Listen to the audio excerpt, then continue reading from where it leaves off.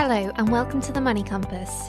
In each episode, we will be preparing you for your journey through the world of finance and helping you tick off the destinations on your financial itinerary.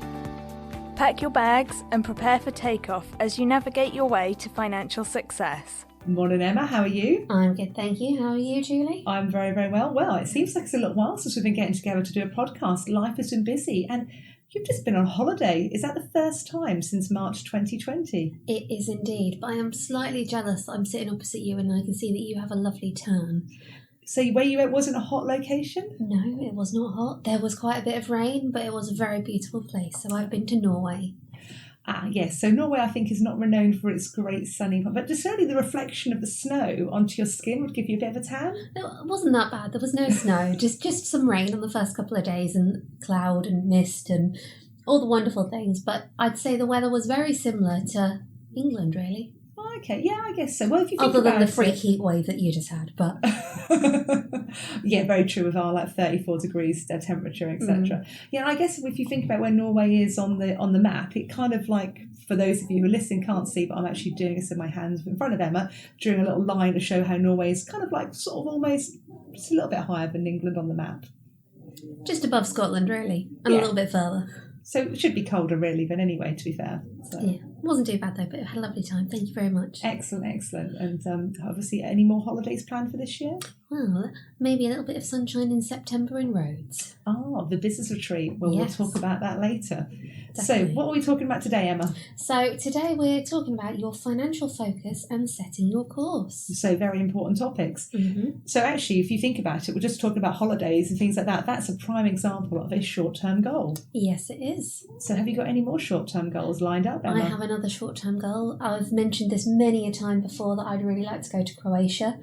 It's one of those holidays that's been booked and rebooked and moved and cancelled, and one day I will get there. So that's on my short-term goal list. Ah, that is fantastic. That is a good short-term goal. How about yours then, Julie? Well, this is kind of a bit of a strange one. So some friends of ours, we went for a really nice meal in Norfolk earlier in the year, and we really enjoyed it. And we were actually commenting at the time that there seems to be a lot of free rosette restaurants appearing across Norfolk, which back in the day there was like about 3 different restaurants, or even 1 at one point, whereas now there's about 10 different free rosette restaurants in Norfolk.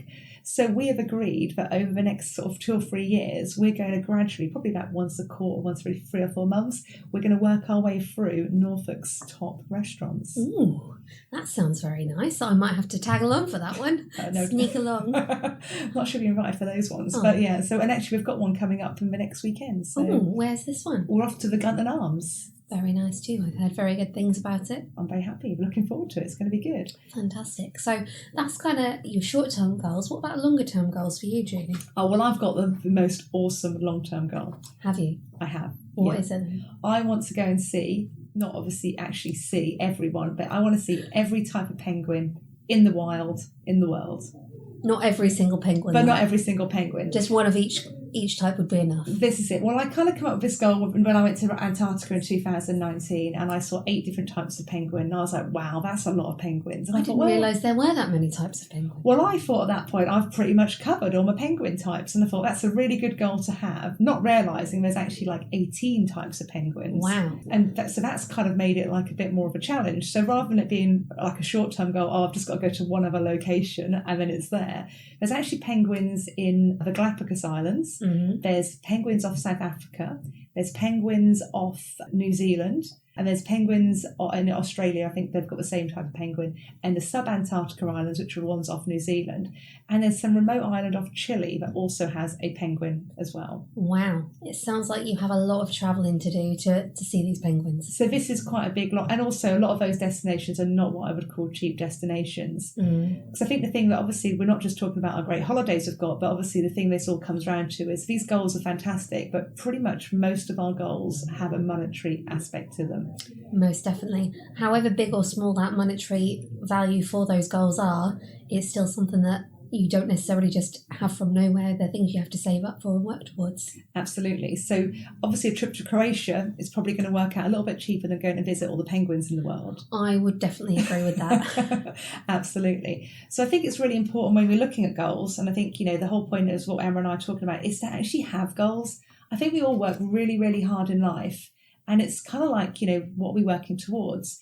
Now, it could be that your goal is spending more time with your family. And you might think, well, there's no financial element to that. But actually, there could well be, because, if you're having to work all the hours to pay all the bills, by doing that, you're not then having time with your family. It's like, how do you then work so you actually have more money coming in, but get that time? So it's finding the right balance between. Absolutely. And it does all come down again to money, unfortunately, or fortunately in our case. But, it's kind of like it's really important to actually have those goals in place and actually just sit and think about them. I think a lot of us go through life and we never really think about what we're working towards. And I think a lot of people, even if they don't think like you, I want to go to every country that has penguins, they might not necessarily sit there specifically and think, this is my goal, this is what I want to do, and this is what I want to achieve. But subconsciously, there's normally a reason that we do everything in life. We don't just do things for the sake of it. There's always a purpose and a reason for it. So it's just kind of getting it down on paper, really, and kind of being specific about what it is that you do actually want to achieve and when, rather than kind of having a bit of an airy-fairy, one day this will happen. And if you don't kind of put your mind to it, it's unlikely that it is going to happen in any kind of reasonable timescale. No, definitely. And that's why the next part of setting the course as well, once you've got your goals, is really important. And I think one of the big goals that we come across in working in financial services is clients who are looking for when they're going to have what we call, what is retirement, what I like to call financial freedom or independence, or financially independence. There's lots of different terms you can use. I think retirement always seems to get that mode that you're all going to be 65, wear a peak cap, and then walk up the garden with a walking stick. Yes. Which kind of is what my granddad did, to be fair, at 65. He kind of became old overnight, which is quite interesting when you're looking at people and older people and look at what they do. It is quite interesting to see. And I think things have changed from my granddad retiring. It's definitely a different generation now, isn't it? That was quite a long time ago, because I'm getting quite old now. But it certainly was, that was the thing. So I think, a different word for retirement is like, when are you going to be financially independent? When are you going to have to not rely on working to be able to live a lifestyle that you want to live? So I think probably financial independence works quite well. Yeah. I quite like it, financial freedom. Whatever works for you, whatever makes you happy, is having that plan in place. My story, as Emma knows, is that in 2020, my mum was diagnosed with terminal cancer and died in 10 weeks. She was 64 years old.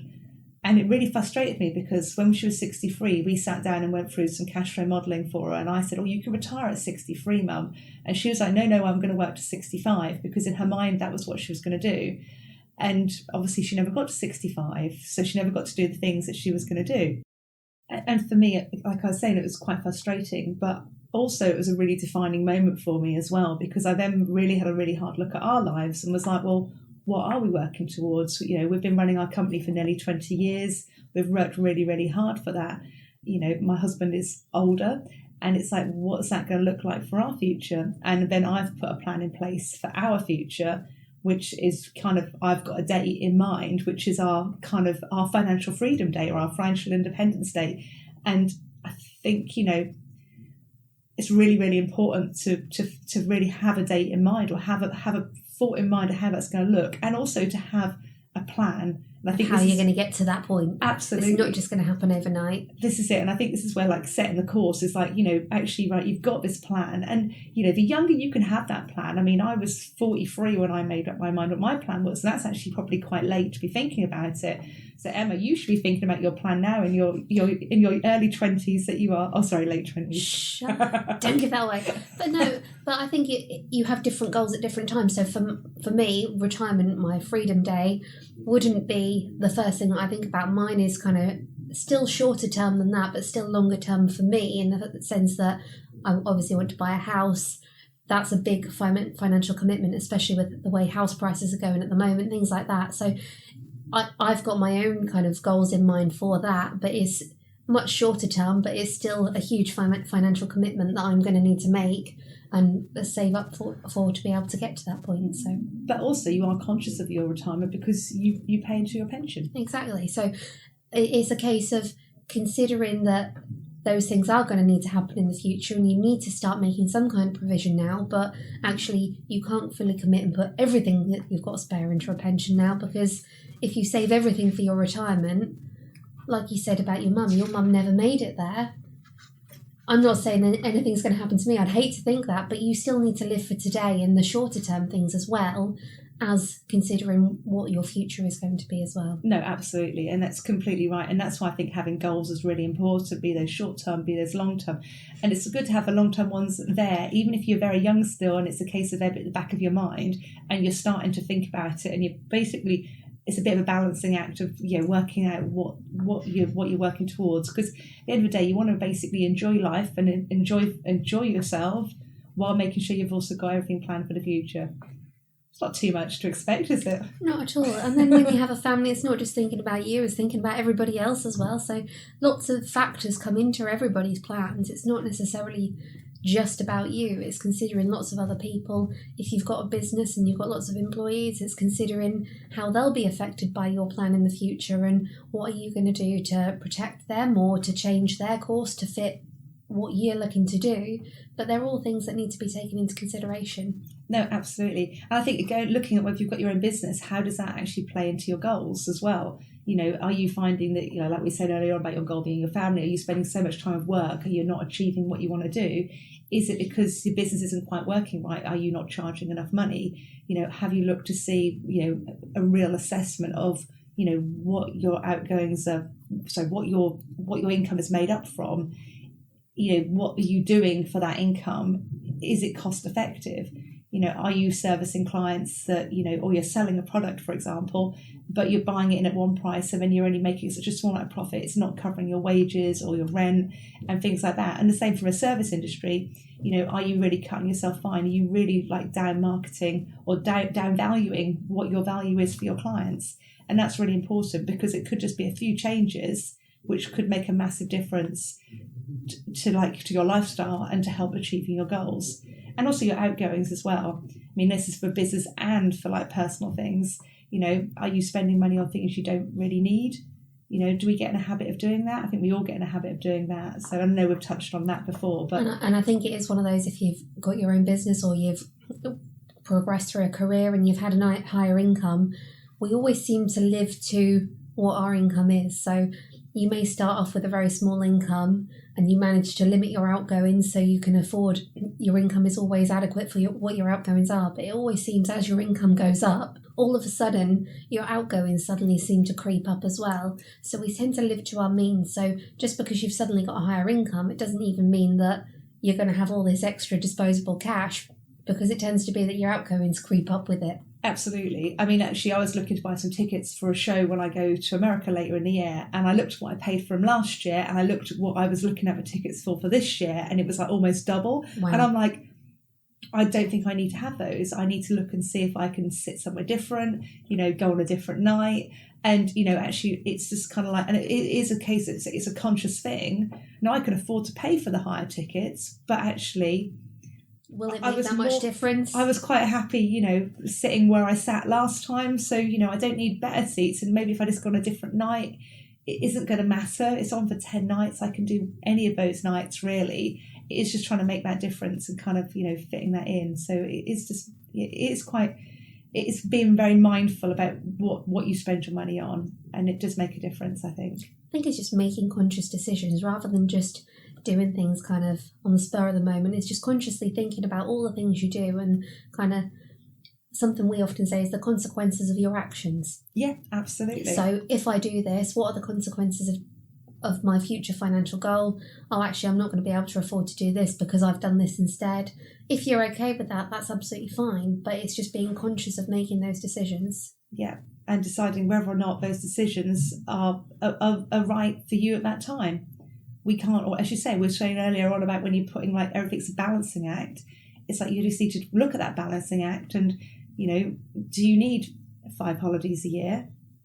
Okay, I won't answer that one. Or do I need to have really expensive face cream, for example? Or is the one I've been using for the last 10 years, which has never let me down, going to be okay still? Most definitely. So yeah, I think today's episode is just really thinking about what's important to you, what your goals are, both short term and long term, and then really starting to put a plan in place of what you can do to actually achieve them. Yeah, no, definitely. And I think that's really important, because get your goals the first step, because let's be honest, your life's pretty dull if you haven't got any goals to be working towards. No work and no play, or all work and no play makes Emma a very dull girl. It would do. And also then putting a plan in place, because it's great having a goal, but a goal is just a dream until you actually put a plan in place. And I'm sure someone said that a lot better than how I just did it. So probably, but it had the right memento there. The gist was there, definitely. So, well, that is lovely, Emma. I'm going to obviously leave you to enjoy the rest of your day. Thank you. Thank you.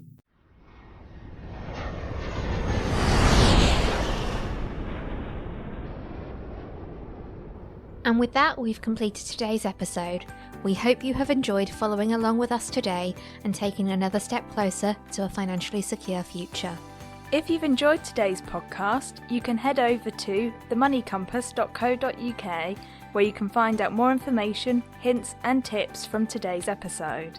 If you'd like to get more involved, share your own experiences and learn from a friendly community on a similar journey to you, why not join us in our Facebook group, The Money Compass, where we will support you in navigating your way to financial success. Thank you for listening and see you next time.